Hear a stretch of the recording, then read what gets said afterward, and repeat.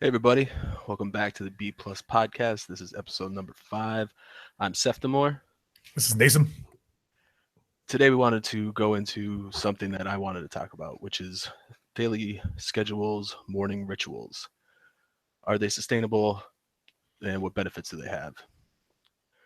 So I do a morning ritual. I have a couple things since reading Tools of Titans by Tim Ferriss. He opened my eyes to a couple of really good morning rituals, really good things to do. The number one being the 5-minute journal. This is an app on my phone, or you can buy a physical journal on Amazon that you write 3 things you're appreciative for, 3 things that will make the day great, and then an affirmation. I am great, I am positive, or something of that nature. At night, you do 3 things that you did good, 3 things that you could work better on. And I feel that this gets me into just a positive place first thing in the morning. I mean, there's nothing better than I just wrote a blog post about being grateful, and there's nothing that gets you more grateful than writing 3 things that you're thankful for that day.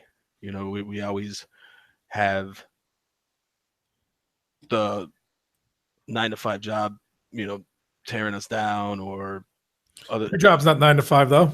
You get up way early. Yeah, Don't 5:30 you? in the morning. 5:30 in the morning. That's crazy. I'm gonna jump in there on 5:30 in the morning. I'm reading some of these different routines, and I'm zeroing in on like morning routines, even for people that were very successful.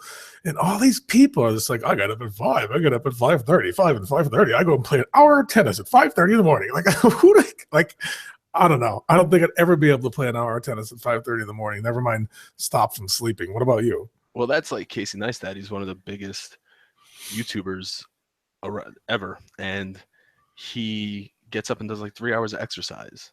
And not only that, he shows in one of his videos his work schedule, and he does the same thing like we're talking about his schedule, and he goes and he shows the whole thing, and it's work for 10 hours or 9 hours, and then he's editing his videos to post that night because he does a daily vlog every day, Mhm. editing his videos at night, and he's going to bed at 1, waking up at 5. Sheesh. 4 hours of sleep. I mean, the guy's 35, so I mean, I guess he can do it, but No, you know who said who did that? Wait a minute, I have that right here. Okay. Margaret Thatcher, the former UK Prime Minister, she believed to be a short sleeper, a person who can get by on less than usual sleep. So her late night political meetings never really kept her from like waking up at 5 a.m. the next morning to listen to like, I don't know, Farming Today. It was like a popular BBC program, radio, but it's about food and farming and the countryside. But yeah, she did everything as a short sleeper, and yeah, I mean, if you could, that'd be the way to go, right? yeah, I mean, I like having things. Like I said, the 5-minute journal is the biggest thing that I do each morning because it just gets me out of my head, gets me into a positive state, and the second thing that I do is coffee. I never drank coffee until recently because as I mentioned in other podcasts, I'm intermittent fasting. So the coffee gets the cobwebs out, knocks the cobwebs out immediately. Now, wait, which part of this routine in your morning is what you're going to categorize as a routine or a ritual? I would say the morning ritual then is the 5-minute journal. Okay, gotcha. The coffee would go more into the scheduling, which we'll get into. Do you have any morning rituals of your own? Oh yeah, it's get out of bed. You're already 10 minutes late towards being able to get into work. Jump in the shower, throw on clothes, start to try to pull my hair back because I'm still growing out my hair. And as soon as that happens, we're brushing our teeth while we're running out the door, filling up a big bottle of water. And then we're in the car. We're on our way. We get to work. We try not to be late. That's that every morning. I'm not going to even say that is a ritual. And I don't even want to call that a routine because it's a mess. It's just like a jam-packed way to be able to, I don't want to have to deal with this, but I want to make it as quick and as painless as possible. So that's what I've made I've condensed that. Like, even if it comes down to like doing things like 2 things at once, like even if you were just like, I don't know, like if I had to blow dry my hair because it was cold outside, right? I could brush my teeth at the same time. But back when I didn't do that, I would brush my teeth in like the shower, just like do something at the same time, so it just takes less time to get the fuck out. We gotta get out. Yeah, so I like well, I'll just go into my schedule. My schedule that is, I titled it my perfect day. The perfect day is getting up, getting that 5-minute journal in, getting to work, doing the coffee, intermittent fasting till 12:30. First big goal of the day, right after doing the journal and right after reading. I do tend to read a little bit in the morning, or throughout the day. I try to get my hour in at least once a day. That's another goal I want to hit in my perfect day.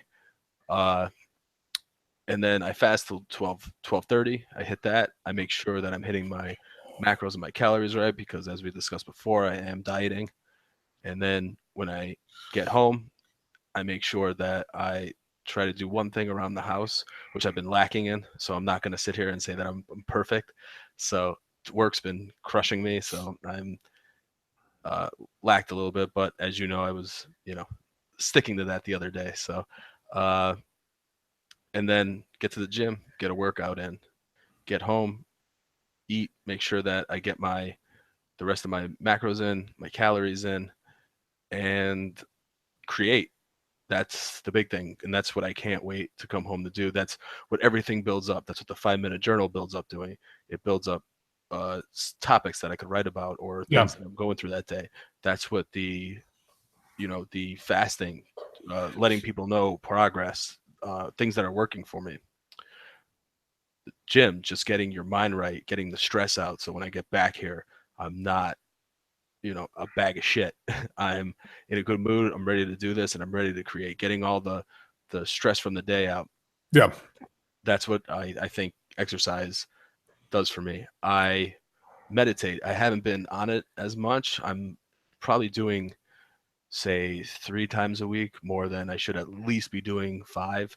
I understand the concept of meditation, and I've never actually tried it myself. Well, no, that's a lie. I tried doing it. I could just never get myself into what I would consider, for me, that state of meditation. But saying that, I'm already admitting that I know much about it.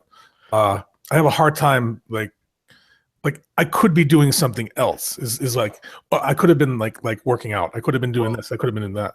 Russell Simmons has a really good quote for that. He says that if you don't have 20 minutes to do meditation, you need 2 hours of it. Okay. So I try to get it in as much as possible. I feel like when I'm at the gym, if I'm on the treadmill, I'm meditating. I don't feel like I'm too engaged in anything. I mean, as long as I'm looking at the numbers in front of me and not like on my phone. Right. I feel that really helps. Just the end of the decompression. You got the in the gym and getting the stress out, and then you have the decompress. And I'll tell you what, I've had times where I've meditated and then someone's said something or pissed me off to where I would normally snap out. Yeah. And but you did meditation, I just don't give a shit. It's like I'm high. I'm just like, I don't care. And that's and it carries over to the next day. What if you just got a high instead? Well, that would be a different topic to discuss. That's great. All right. I'll tell you a little bit about my day. Go ahead. Actually, no. Well, yeah, I try to work exercise into it because I've been dieting and it's really helping out in the winter. But instead of talking about me, which is boring, let's talk about Benjamin Franklin, one of the founding fathers of the United States. Okay, so he has a to-do list, which I'm going to send to you and you can link. Franklin's much lauded to-do list included some really specific rules. Each morning, he had a 3-hour block of a morning routine that kind of like reached from like 5 a.m. to like maybe past 7, and it included like addressing powerful goodness and kind of setting up a plan for his day. So every morning, Ben Franklin did ask himself, "What good shall I do today?" So that was his question. And then like the hours of 5, 6, and 7 leading up to 8, it says, rise, wash, and address powerful goodness with an exclamation point by it.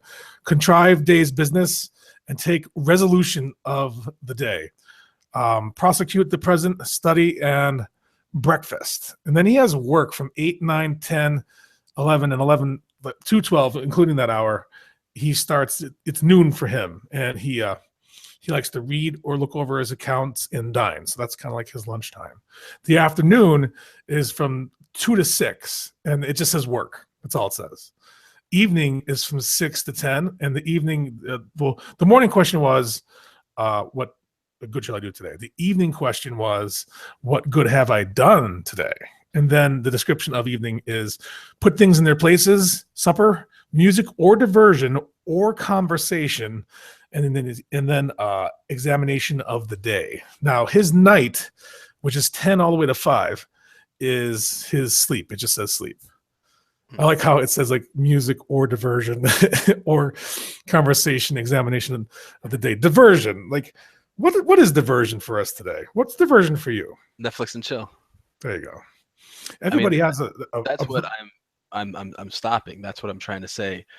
In part of my schedule is the creating every day, doing this with you, writing for the blog, doing work for the site or for the channel, researching. These are all things that I'm doing now. So when people come up to me and they say, "Hey, did you watch the new Netflix original?" I'm like, "No, I was working on the blog," which feels good because I always say it does carry over into the next day. And I'm currently writing a post on why I'm doing what I'm doing, but that's a separate thing, and we could even do a podcast about that once I get it out. But sure. Yeah, I just feel the perfect day is really cool because when you go to bed at night and I look at my 5-minute journal to chronicle, just like Benjamin Franklin, it was just a lot simpler said, that I could sit there and say I did something today. I mean, I'm sure it's working out for you too. I know you're saying that you're boring, but you're feeling something from putting creating in your schedule, right? Yeah, when we do stuff like this, it definitely makes me feel good. I already feel real positive and enthusiastic and excited, motivated. Nothing's ever really taken away unless we have to miss one. I'm just like, like I can deal with it. You know, I'll rebound, but it doesn't get me too down. But I want to do it. You know, yeah. I have that I have drive. You know. Yeah, the perfect day came. Why I say that is came from a book called Guerrilla Mindset by Mike Cernovich, and he, you know, he's got a certain amount of fame now. He's got a huge following. I'm a fan of him. He's got podcasts, YouTube, all this, and at the end of his book, it says, Mike's perfect day, and you would think that with his popularity and with his fame or whatever, that he's going to be on a yacht or on doing something spectacular. And no, it's something that I just described to you now. It's just work. It's it's not the glitz and the glamour. It's him getting up, having getting a green juice in, getting a workout in, same thing. Like that's his perfect day. And that really opened my eyes that it's really not everything. It should be working. And if work is fun like this, then if anything ever took off, you never work again in your life. But you would be working, but it wouldn't. You know what I'm trying to say. Yeah, I do. I think what you're talking about also with your what's it called, the morning journal? Yeah. That reminded me of something when I was reading, and they call it picking your frog, or maybe choosing your frog. So it's like this. It's like if Mark Twain would give you advice about how you would start your morning, or the first thing you would do in your morning. Eat a live frog first thing in the morning, and nothing worse will happen to you the rest of the day. And then you can take step 1, choose your frog, and that basically kind of like it boils down to 1. At the end of your day, write down the tasks you need to complete tomorrow. 2, look at the list when you start the next day. 3, at the end of your day, end your next day by creating another list for tomorrow, and keep repeating this over and over and over again. Right, and that's what I have even in my notes. I say you could always alter your schedule for your goals, but the thing is that, for instance, today I didn't hit 12:30 fasting. Okay. It was tough, and I didn't hit it, and the problem with me is that throws my whole day off. I still did most of it. Did my journal, did that, got a workout in, and I didn't meditate today. But I just like, I mean, if I follow this and follow it to the T, then everything that I want is right, is there. Everything that makes me happy is there. I mean, I hit my calories for my diet for the wedding coming up. I'm being grateful, which I just wrote about. I'm not letting stupid shit get me down, because we're here one time. I know it's said it, it's cliche, but we're here one time, and it's stupid. Negativity just ruins the rest of my schedule. I got to stay positive. I got to stay focused. And I think just having that every single step just really helps me out. Even getting up in the morning and weighing myself, since I'm dieting, just getting up and looking and starting and writing something down. That's exactly it. Like you said, like you're just waking up in the morning doing what you would consider to be a routine or a ritual, which is now weighing yourself because you're dieting. What did you say before? Oh, because you're dieting for the wedding. You should be like, you're dieting anyway, even before you had the wedding planned. But I guess it's a good way to set a larger goal. I'm just saying I have a deadline in my eyes, something that I want. So wait, what happens after the wedding? Diet's off? Not at all. Wedding's over. All right. No, that's not what I'm saying. But I mean, hey, come on. I mean, I struggle with weight since I was a little kid. I'd be 160 pounds, 180 pounds, 230 pounds, 190 pounds, 200 pounds. It's just, but it's just, I think with implementing the schedule, that it's a lifestyle change and not a diet. So maybe I should stop saying that. No, you have the right idea. I'm poking fun. That's something I have a tendency to do. What were we saying? We were on the treadmill the one day. What did we say? Oh, what's the target weight as listed by whatever list that's calculated where you should be at? And then we both decided that the target weight is absolutely ridiculous to be able to I'm supposed to be 130. Yeah. What the hell? Yeah. I have a picture of myself at like 200, 195, and I'm skinny. They said oh yeah, you showed me that picture. And they said actually they want you down to what, 130? Yeah, like 130, 130. Like 130, like the 135 weight class in like MMA, like Conor McGregor. Like, what the hell? That's how I'd look, except that'd be just bones. But, okay. But you said, tell me about the picture. I saw it. Yeah, I mean, I just was lifting at the time, but I think I know that's just, it's something that I look at and I want to strive to, not just for, I just want to do it for my health. It's for upcoming wedding. It's for my health. It's because if I want to start a family, I don't want to be dad that can't play with kids. Like, it's the whole mess of things, that. Yeah. But yeah, so I mean that's mine, and then getting the bed, trying to get 7-8 hours. I think that works good for me. I don't know. Margaret Thatcher says you're wasting your time getting all those hours. A lot of people say that, man. A lot of really people, yeah, a lot of people say that. They do 4 hours, like Casey Neistat I was saying before. They do 4 hours. They do Gary Vaynerchuk, who's another guy I follow.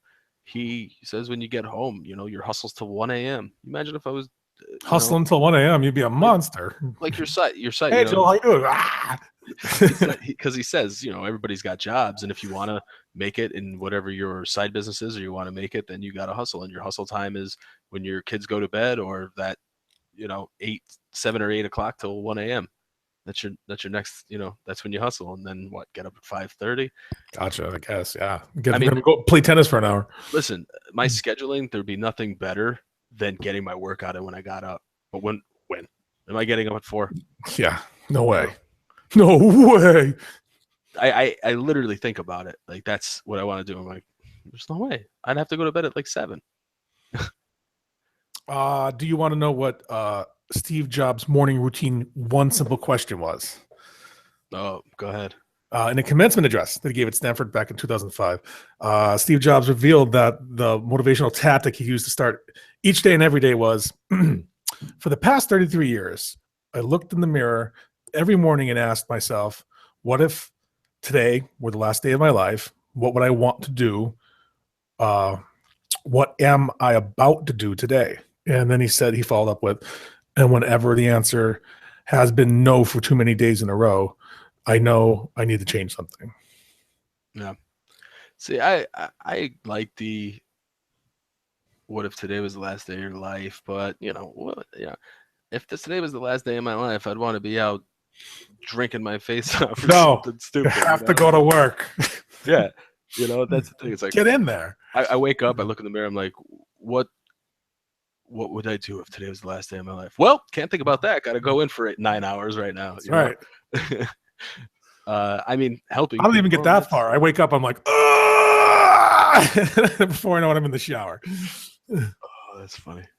Then there's a flash, boom, bang, and then I'm walking through the threshold of the door at work, and I'm trying to make like I've been there for 5 or 10 minutes. I'll jump into people's conversations. I'm like, yeah, I know what you're talking about. Like, I don't know what they're talking about. Just give the illusion that I've been at work and I just got there. You know what really helps me though is that I don't wear a coat, so I never have to take a coat off or hang it up or walk with it or carry it. The only way people would know that I just got there is if I'm holding my water bottle. Yeah, that's how they'll know, because I don't walk around with my water bottle ever. Only if I'm arriving or exiting. That's the little trick there.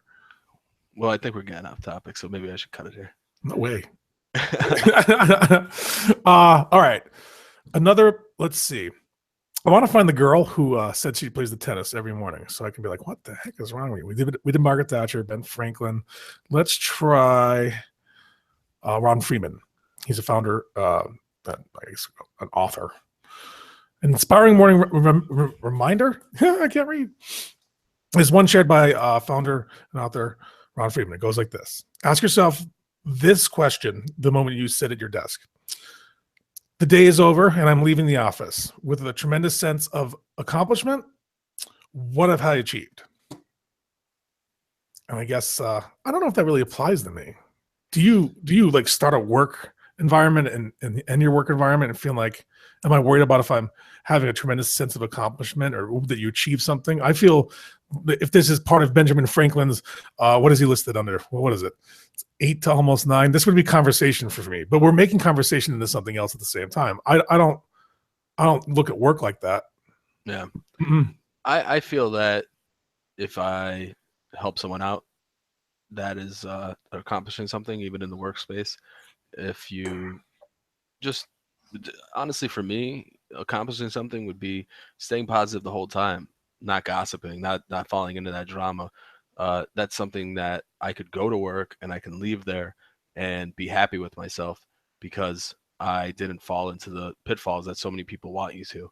I think that's an accomplishment, and that's something that I can do every single day and walk out of there and be like, I stay true. I hit my my goals with the fasting. I did it, and that's something I could look forward to every day. I mean, it's the same thing with going to the gym. You'd still do chest, or you do shoulders, or you do this split or that split, but you go there and you check it off. You feel good. You're like, I did it. Or you go walk for 60 minutes or run for 60 minutes. Interesting. You're actually a little bit in a way comparing like the shortened sense of a workout with like your work day at work, which makes a lot of sense to me, because I never meant to say or come off in a way where like when I'm at work, I don't want to accomplish anything or I don't want to feel like I'm achieving things, because I do. I have a schedule. I want to nail it. I want to be able to get all these things crammed into one day before the next day starts. I think that list of 3 things would really be beneficial for me now that I just read about it. But yeah, like in a way, like that in the larger sense, while you're doing what you have to do, is like a workout. I got this done. I did this. This is what I wanted to do.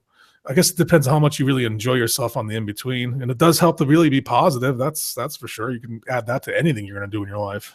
What I'm trying to say is, you go in there and you always train this body part, or you train the same things every week. If you're doing a whatever split or whatever workout you're doing, you're going in and doing the same thing, and you're leaving and saying, yes, I accomplished that. So what I'm saying is that an accomplishment in work doesn't have to be a new thing every day. It could just be these goals that you have every day that are just making you that 1% or that 2% better each day, because things do get easier.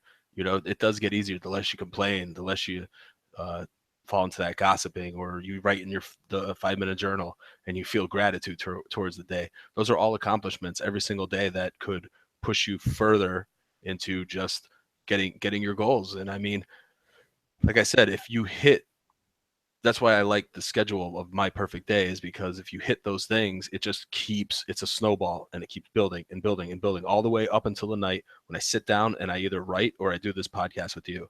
Yeah. And it's going to be that much better, the better all of that stuff before, if I hit my stuff, if I hit my goals. Gotcha. So I found the person that does the tennis. It's Anna Wintour. She's the Vogue editor in chief. She starts each day at 5:45 a.m. with an hour-long tennis match. I mean, she has to get up before 5:45 then, right? You just unless you go to bed wearing like your tennis sneakers and all the crap you need. I'm like, is the other person ready? Did they like? She's against somebody, right? Yeah, I guess, unless you just, well, that would be racquetball, wouldn't it? Well, yeah, I guess it would be something different. Unless you have the thing that shoots it at you. What is it? The automatic tennis ball. Oh yeah, you can do that too. But yeah, I think that's a good spot to end it. That was good. Sounds good. As always, if you guys like the video, like the podcast, please click subscribe down below. Give us a like. Yeah, and we'll see you guys soon. See you soon.